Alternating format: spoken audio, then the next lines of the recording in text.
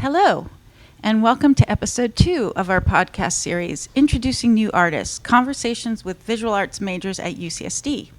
I'm Professor Amy Adler, a faculty member in the Visual Arts Department, and in this series, I'm speaking with studio art honors students about their artistic evolution, creative processes, and the unique challenges facing emerging artists today.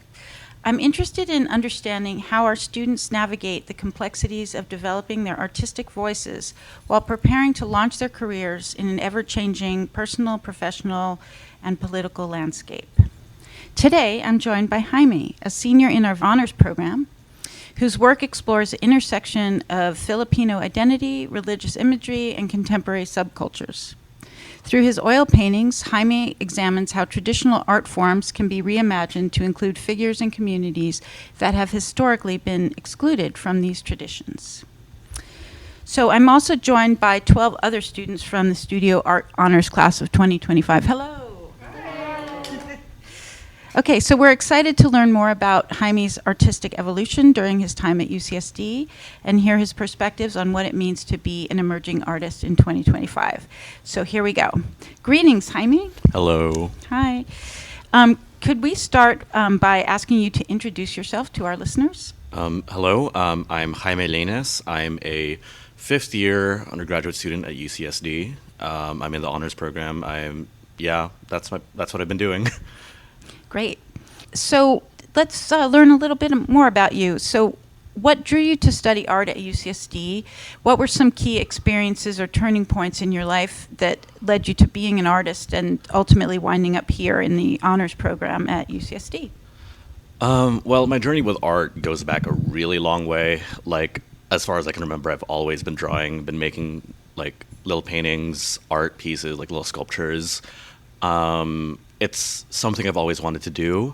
I actually, my mom sent me a photo of this old drawing I did for class, and it was like a career thing when I was 9, and I drew myself like at an easel painting, and I was like, I want to be an artist when I grow up, and here I am doing that now. But so this was in the Philippines. I was born and raised in the Philippines.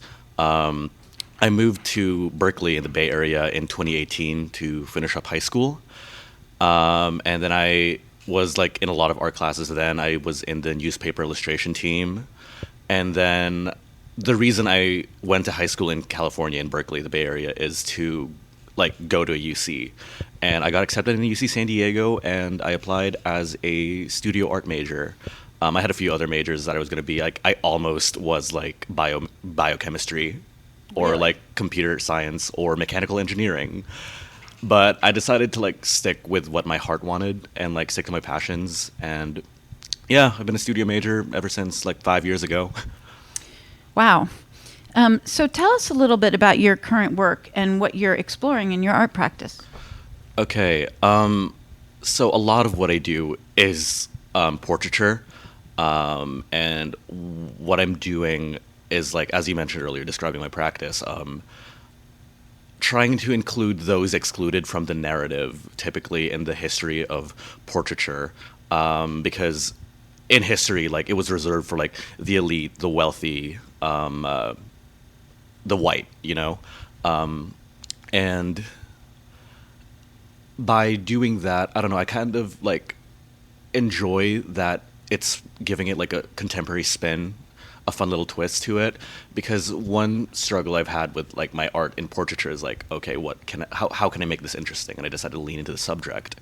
And I'm working on a new project that's playing with the idea of casting figures as like characters, as figures, as archetypes, and like reclaiming previous narratives, like relating people's histories, people's stories with figures in like culture and history. You cast figures who are your friends and family in styles inspired by old master paintings. Mm-hmm. Maybe you could tell us who some of those influences are. Yes. So as for inspirations, John Singer Sargent is like a huge inspiration. I love the way he paints. I love that time period in history, the Gilded Age, I think. It's just honestly really beautiful, and I've been wanting to capture something like that for as long as I've been doing art, like as long as I've been taking it seriously, at least.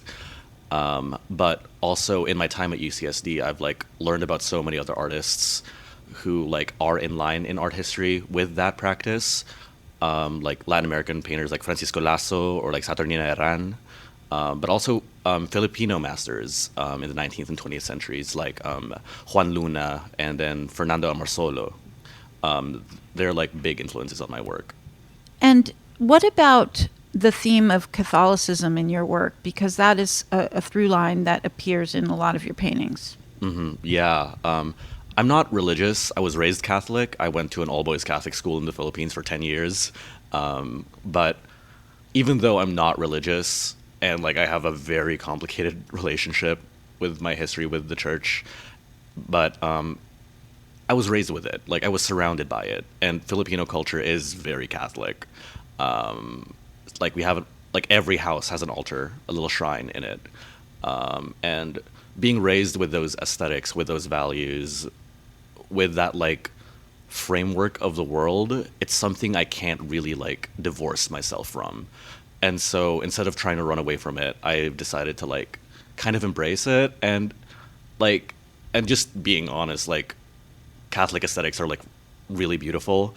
Like stained glass windows, Gothic arches, cathedrals, icons, and there's also a sense of comfort there because it's so familiar to me.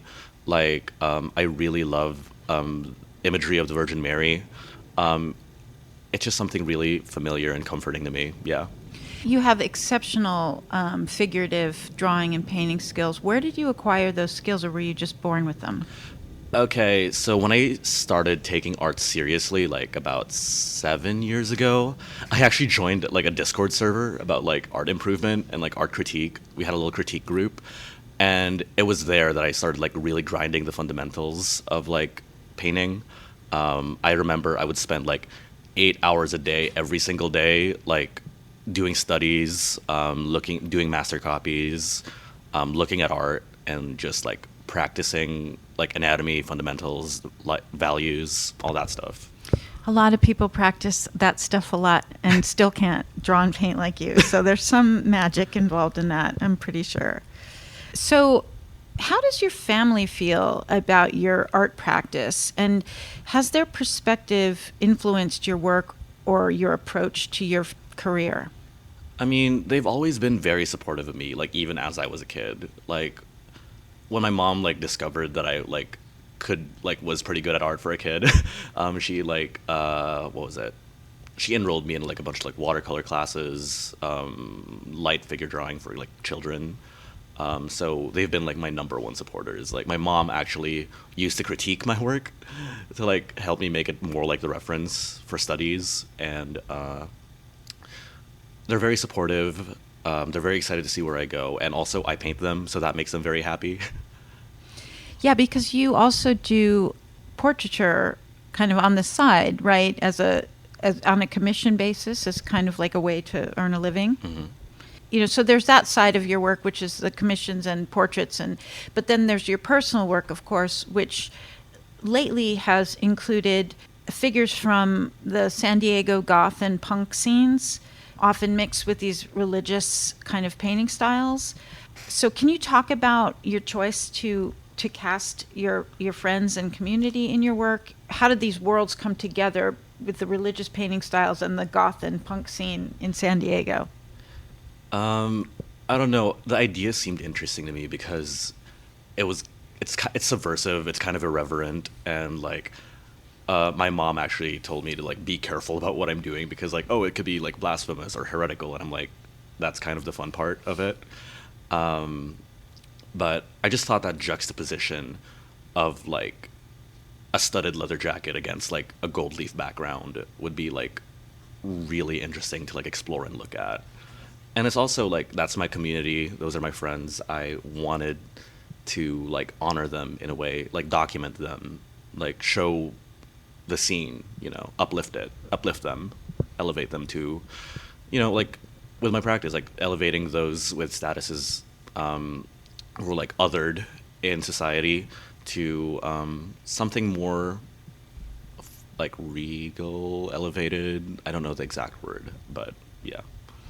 You talk about this work, the word other or the othered, and you've mentioned that moving from the Philippines to America in 2018, was it?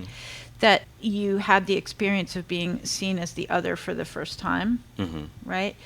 Can you talk about that and how it shows up in your work? Yeah. When I moved to America, that was kind of the first time I realized, like, oh, I'm Filipino. Oh, I'm a person of color. Oh, I'm an immigrant. What am I gonna, like, how do I contend with all of that? And it was interesting for me because even within the Filipino community here, I still kind of felt out of place. It felt like I was a minority within a minority because the Filipinos I've met here are like second generation, or if they've come from the Philippines, they're like stupid wealthy, like disgustingly, obscenely rich. And I just could not get along with them. And I felt I was in this weird in between place of like being Filipino but not Filipino enough, but kind of Americanized but not Americanized enough. So I don't know. It's been hard for me to like find that Filipino community, but on an individual basis, I found like a lot of friends who've like supported me, and that's kind of why I started exploring Filipino culture in my work as a way to like reconnect with my roots as an expatriate living in America, and a way to like rediscover my history and my culture. Because when I'm in the Philippines, like I'm surrounded by my culture. I don't really think about the fact that like this is my culture. It's special. It should be honored. It should be celebrated until like it gets ripped away from me, and I'm like, that's actually all I have. That's who I am. So that's why in my works lately and over the past couple of years, I've really been delving into my culture. Can you talk about your personal style? Because you are really one of the most amazing looking creatures. Sorry, that came out weird. But I love the way you dress and you carry yourself. It's can you talk about the way you present in the world? So I kind of think this is because of my Catholic school. Like we had a uniform and we had to get a haircut every month. Like our hair couldn't like touch our collar, cover our ears, cover our eyebrows. And I was in that world for 10 years, like always with a uniform, always the same haircut. Both my older brothers actually went to the same school that I did. And once they graduated, they both grew their hair out, and now their hair is like down to their mid backs. So that's why my hair is long. But I don't know. I've kind of just always been interested in like fashion and aesthetics. I started like studying fashion history on my own when I was like 8, and like I would imbue a lot of that into like my older works. But the way I dress, I don't know. I just like to look nice. I like to be presentable, but I kind of also want to dress to align with my values and who I am as a person. Like, clothes mean things. You're signaling something. Like how you dress, what subcultures you're part of, what you identify with, how you lean politically. All of that can be gleaned just by looking at how someone dresses. And I started experimenting with my style back in high school when I moved to America because I didn't have a uniform anymore. And I think because I didn't have a uniform, I wanted to explore a lot more. But that also meant that I kind of didn't know how normal people dressed. So I would just like experiment a lot. I have some like really diabolical outfits from when I first started like dressing myself up. But I've kind of settled into like a groove of where I am now. And I just like to look the way that I look. It's just me. Amazing. And I should say that if anybody feels uncomfortable with any of the questions, you're welcome to tell me and I will edit them out. Does anyone in our audience of your peers, your honor student peers, does anybody have a question for Jaime? We have Trish coming to the microphone.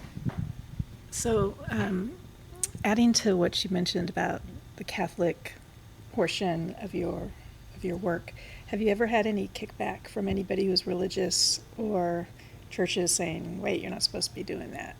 Or has everybody been totally accepting of the mix between, say, punk and religion? So I haven't had like any major like kickback towards my work, but it's a very fine line that I'm trying to like tread between, trying to balance of like how far can I push this before this is like actually blasphemous and heretical. Because I like to honor my mother, and she like tries to tell me to be careful with my work. Like my ideas lately, she's kind of been like, be careful what you're doing. But I don't think I'm ever gonna do anything to the lines of like piss Jesus, like that's that's crazy. But I don't know, it's something that I am trying to be careful about, but also if people get offended, like, that's kind of their problem. Yep. So, you came to UCSD as a freshman, or Yes. and just could you just tell us how your experience here has been overall, and if there was any advice you would give to, younger students kind of navigating the department, what would that be? And it can be funny or it can be serious. It's up to you. I mean, the main thing, like, is finding your community, find your people. Like, they make things so much better, so much easier. When I came to UCSD, it was a really interesting time because I came 2020, so it was like height of COVID, but they still let us move on campus. But everyone who moved on campus wanted to, and they wanted to meet people, so everybody knew everybody, and it was a really nice community. And that's kind of how we get along. All we have is each other at the end of the day. Yeah. That's wonderful. And let's just talk about what your plans are. How do you navigate transitioning out of undergrad, and what do you see happening next for you? So my plans have been changing a lot lately. Initially, like a year ago, I thought once I graduated, I'm just going to book it, move to New York, figure out my art practice there because there's so many more opportunities there. But lately, I've decided to stay in San Diego for another year or two because I've found like such a good community of people here, of artists, of creatives.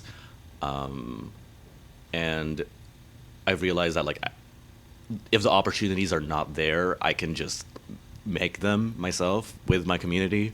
And so I'm just gonna, like, take a break from school for a few years, lock into my practice, work on my portfolio, work on getting connections, because that's everything. But yeah, and then after a year or two, I'll probably, like, do grad school in New York. Amazing. So I just want to thank you, Jaime, for this incredible and thoughtful conversation. What strikes me most about your work is, how you're so sort of bravely navigating the intersection of your personal experience, artistic tradition, and contemporary challenges. Your willingness to explore difficult questions through your work while maintaining a commitment to craft is impressive, and exactly what makes art so important in these crazy times that we live in. And I'm very heartened by your optimism for the future and for being an artist in 2025. So as we wrap up this episode, I'm reminded that becoming an artist isn't just about mastering techniques or building a portfolio. It's about developing a voice and perspective that contributes something meaningful to our collective understanding of the world. And so I really am excited about your future, and I look forward to seeing where your practice takes you next. And I hope that you stay in touch. We're always here to support you. Thank you, Jaime. Thank you. To our listeners, thank you for joining us for this episode of Introducing New Artists, Conversations with Visual Arts Majors at UCSD. I just want to thank the UCSD Visual Arts Department for making this series possible. So until next time, thank you, everybody.